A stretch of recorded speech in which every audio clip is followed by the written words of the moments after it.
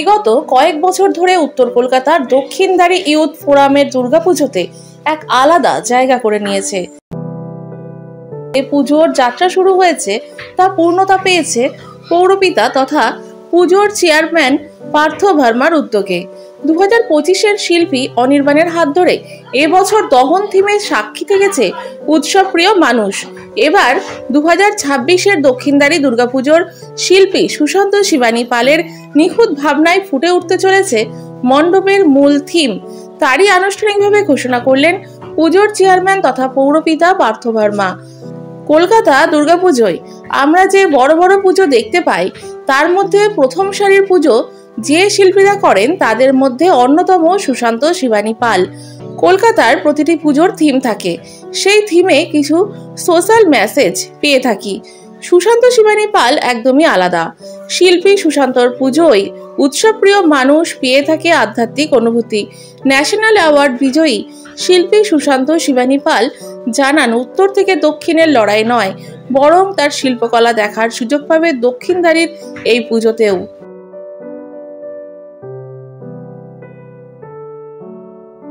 অত্যন্ত আনন্দিত। আমি একটু আগে বললাম যে দক্ষিণধারী ইউথ দুর্গাপুজো 2001-এ আমরা শুরু করেছিলাম। সাবেকি পুজো 15 থেকে একটু আস্তে আস্তে থিমের ছোঁয়া। তারপরেও কোথাও যেন সেই দুর্গাপুজোর যে চিরাচরিত প্রতিযোগিতা, তার থেকে অনেকটাই দূরে ছিলাম আমরা। কারণ দুর্গাপুজোর এই মুহূর্তে বাংলার দুর্গাপুজোর যে জায়গায় গেছে এই সমস্ত শিল্পীদের হাত ধরে, সেখানে মানে একটা চিত্তাকর্ষক থিম উপস্থাপন করতে গেলে যেটা দরকার ছিল সেটা আমাদের অভাব ছিল। কিন্তু 2023-এ আমরা সকল সদস্যরা মিলে আমরা ঠিক করি যে আমরা একটু বড় পুজোর দিকে আমরা যাব।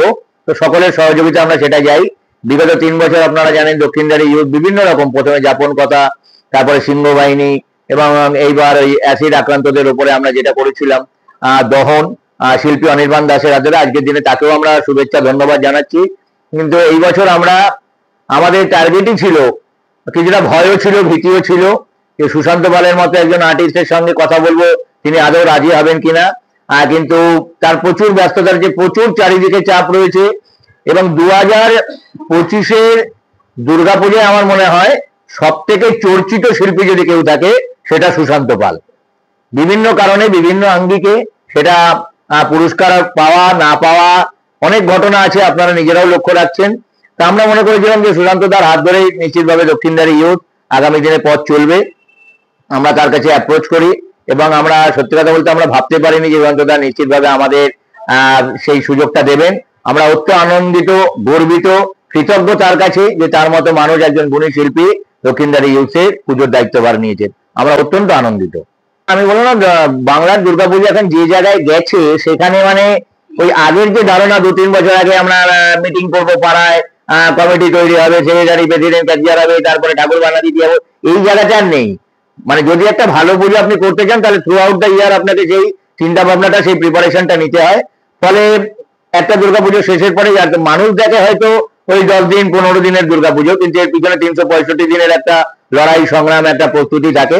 তারই ফলস্বরূপ আমরা এবছর মানে দুর্গাপুজোর পরে আলোচনা করি, এবং জগদ্ধাত্রী পুজোর পরেই, যেটা আমাদের শিল্পীর সঙ্গে কথা হয়েছিল, আজকে আমরা সেই আনুষ্ঠানিক উদ্বোধনটা মানে ইন পাবলিকের সামনে আমরা রাখছি। এখন এই কথা আমি বলবো না যে প্রাইজের জন্য আমরা পুজো করি না, অনেকে বলেন এটা, কিন্তু আমরা নিশ্চিতভাবে সেটা বলবো না। নিশ্চিতভাবে প্রাইজ পাওয়াটা তো আপনার যে কাজ করেন, এই যে থ্রু আউট দ্য ইয়ার আপনার যে একটা লং জার্নি, পরিশ্রম, প্রচেষ্টা, তার একটা স্বীকৃতি অবশ্যই। কিন্তু আনফর্চুনেটলি আজকের জন্য আমি বলতে বাধ্য হচ্ছি যে সেই বাংলার পুজোর যে প্রাইজের যে প্রতিযোগিতার যে মাপকাঠিটা ছিল, সেটা কোথাও বোধহয় একটু প্রশ্নচিহ্নের মুখে উঠেছে, আপনারা নিজেরা বুঝতে পারছেন। প্রাইজ কি আসবে না আসবে আমি জানি না, কিন্তু এটা নিশ্চিতভাবে দক্ষিণধারীর ইতিহাসে রেকর্ড সৃষ্টি করতে চলেছি দক্ষিণধারী ইউথ, এবং তার জন্য নিশ্চিতভাবে সুশান্ত পালই তার কান্ডারি থাকবে। আসলে এই যে আপনি বললেন না আমার নামের সঙ্গে টমক, এটা অনেকটা দায়িত্ব বাড়িয়ে দেয়। কারণ 28 বছর ধরে এই দুর্গাপুজোতেই আমি আমার শিল্প চর্চা করছি, এবং গত বছর পুজোর শেষে যখন পার্থদা আমাকে বলেন যে এই বছরের কাজ করতে হবে, আমার কাছে কিন্তু আরো একটা চাপ রয়ে গেছিল যে তার আগের 3 বছর অনির্বাণ যে ধরনের পুজো দক্ষিণধারীতে করেছে। কারণ তার আগে আমার মনে হয়, যেটা পার্থদা বলছিলেন যে 2001-এ হয়তো পুজো শুরু হয়েছে, কিন্তু 2023-এর আগে দক্ষিণদারিতে যে একটা পুজো হয় সেটা কিন্তু অনেকে জানতো না বা অনেকে হয়তো আসতো না, বাইরের লোক পুজো দেখতে আসতো না, শুধু পাড়ার অঞ্চলের পাশাপাশি অঞ্চলের কিছু লোক হয়তো পুজো দেখতেন। কিন্তু অনেকবার আজকে দক্ষিণদারি ইউথকে কলকাতার বুকে একটা পুজোর মানচিত্রে একটা জায়গা করে দিয়েছে এবং সেইটাকে বহন করার দায়িত্ব এবছর ওনারা আমার হাতে দিয়েছেন। আমি চেষ্টা করব, আমি যে ধরনের কাজ করছি বা আমি যেভাবে দুর্গাপুজোকে একটা অন্য জায়গায় নিয়ে যাওয়ার চেষ্টা করছি, সেটা এবছর ব্যতিক্রম থাকবে না দক্ষিণদারির ক্ষেত্রেও। এবং দক্ষিণদারি ইউথের যে ক্ষেত্রটা বিশাল আকার একটি মাঠ, তা এটাও আমার কাছে খুব উপযুক্ত একটা জায়গা আমার মনে হয়, কারণ আমি যে ধরনের কাজ করি সেখানে একটু বড় পরিসর দরকার হয়, তো সেই পরিসরটা এখানে রয়েছে।